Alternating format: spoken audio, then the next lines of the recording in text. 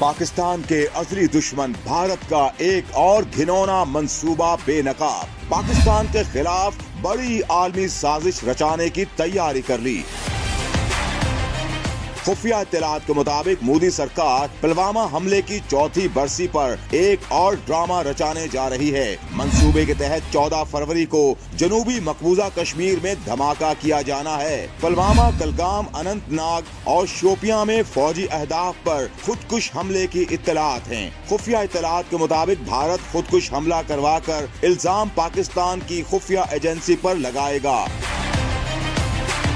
मोदी सरकार ऐसा करके पाकिस्तान मुखालिफ जज्बात उभार कर इलेक्शन जीतना चाहती है। भारत की 9 रियासतों में इस साल इंतखाबात होना है। मोदी सरकार फॉल्स फ्लैग ऑपरेशन को जवाज बनाकर जंग बंदी मुआहिदा खत्म करना चाहती है।